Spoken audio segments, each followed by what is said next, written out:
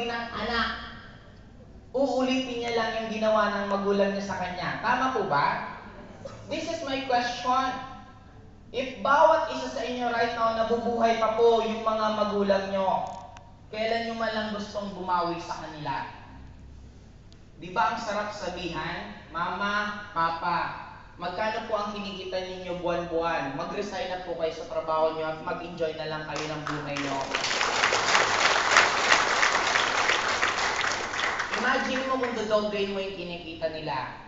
Tuwing Mother's Day, tuwing Father's Day, anong ginagawa natin? It will be useless, you have plenty of money kung ang kausap mo nicho na. Mas masarap magsabi ng I love you na meron yakap at meron mama ito 50 mil, allowance yung buwan-buwan.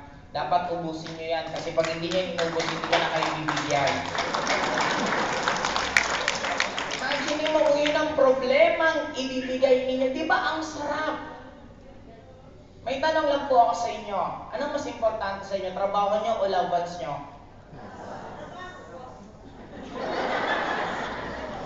Guys, the truth about this, you know what? Actions speak louder than words. Kung mas importante sa inyo yung loved ones nyo, ba't nyo sila iniwan? Pag niyayaya kayo ng anak nyo, pumunta ng birthday niya, anong sagot? Pasensya na, busy ako. Mama, pwede ba tayong mamasyal? Pasensya na, busy ako. Ngayon, sinong mas importante? Trabaho nyo o loved ones nyo?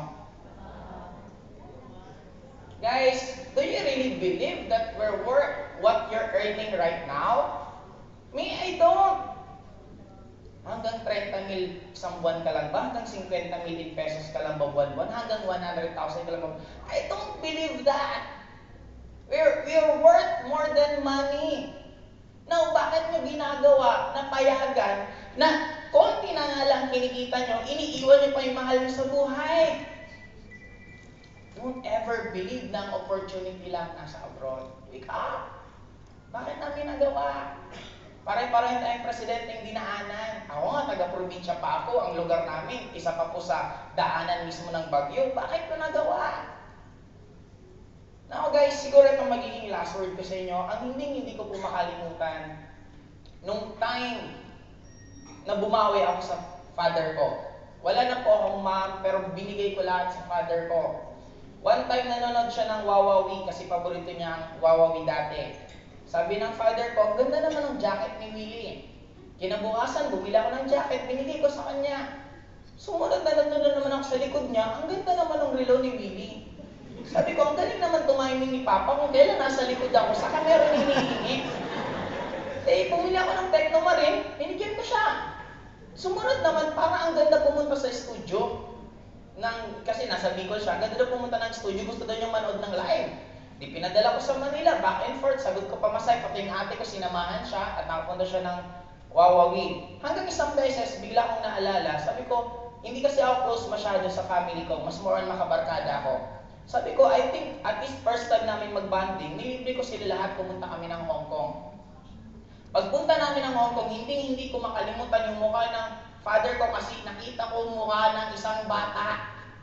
Alam mo kung gaano ka-excited? 1 month before pa lang nagtatanong na anong dadalhin niyang gamit. Imagine mo yun! Ang pinaka hindi ko makalimutan nung nasa hotel na kami sa Hong Kong. Alas 9 ng umaga, aalis, papuntang Disneyland. Alas 3 ng umaga, gising na. Ang tagal-tagal daw. Sabi ko, Papa, matulog ka na ako kasi ganang gimmick. Pag uwi ko, gising na siya. Sabi ko, Papa, matulog ka muna, gigisingin na lang kita. Pumunta kami ng Disneyland, sinakay ko yung father ko. First ride, Space Mountain. Ano ang Space Mountain? Yun po ang pinaka-wild na ride ng Disneyland. Sabi ng dalawang ate, at ako bunso, sabi, huwag mong isasama dyan si Papa Matan. My father's already 70 years old. Huwag mong isasama, matanda na yan. Sagot ko, age is just a number. I don't believe na may matanda at bata. Do you think, sinong nasunod? Yung ate ko o ako? Ako yung may pera, ako nang libre sa kanila. Hindi ko ibibigay allowance sila pag hindi nila ako sinunod. Sakay kami. Pagbaba, tuwang-tuwa yung father ko. Sabi niya, woo! Walang-wala. Eh, since yun ang pinaka-wild, di wala ng challenge. Di, okay na. Last day. Habang nasa hapagkainan kami, kami, habang nagbe-breakfast kaming buong pamilya, biglang nagsabi yung father ko, buong buhay ko, hindi ko man lang naisip na makakapunta ako ng Hong Kong. Sabay ngumiti, yung pagkasarap-sarap ng ngiti, nang hindi mo mabibili ng pera, pero kailangan mo ng pera para makita mo yung ngiting yon.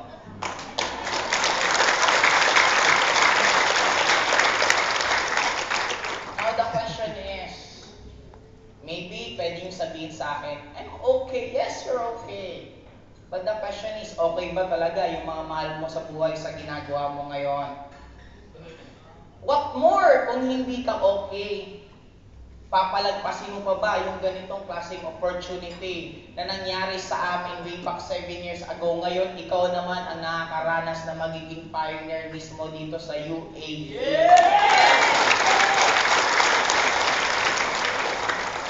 Sabi ko nga lagi, if your life will be a movie, are you going to watch it from the start until the end kung ito magiging ending ngayon? If the answer is no, rewrite your script.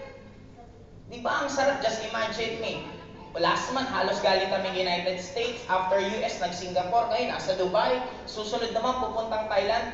Just imagine that kind of life.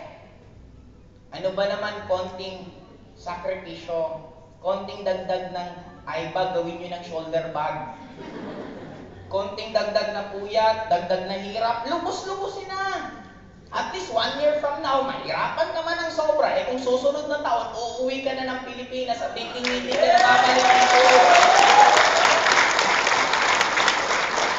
Guys, you can do it. Just believe in yourself.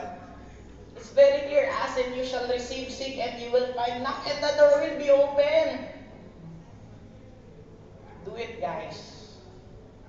Kami na po mismo, sabi nga, kung pwede namin maipalit sa inyo lahat ng nararamdaman namin.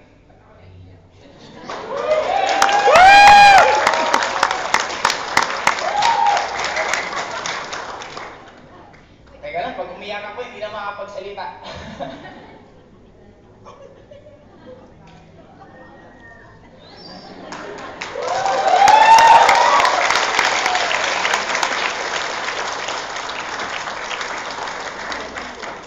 Tissue! Nangyari sa akin.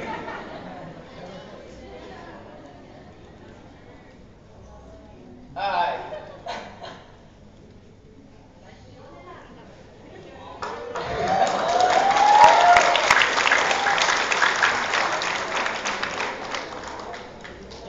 Hindi ko alam ba't po ako naiiyak. Siguro,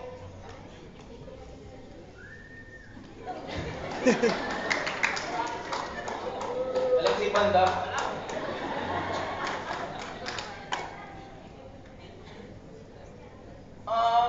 Siguro kaya ako naiiyak. Nakita ko sila tayo isa. I don't believe that there's such thing as race. I don't believe that there's such thing as religion. For me, lahat tayo tao. Lahat tayo mababait. Kahit sinong tao, pag may na-aksidente sa harapan mo, walang ibang kang gagawin kundi tutulog ka.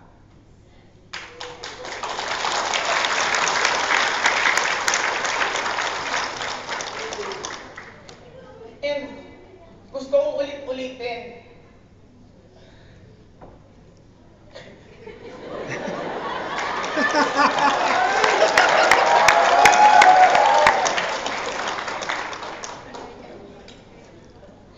Gusto ko kung ulit-ulitin, you don't deserve this kind of life.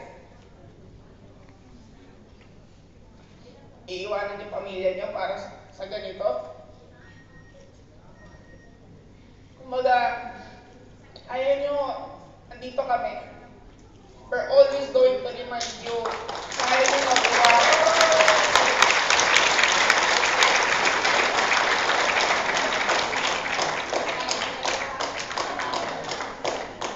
First time ko umiyak ng ganyan.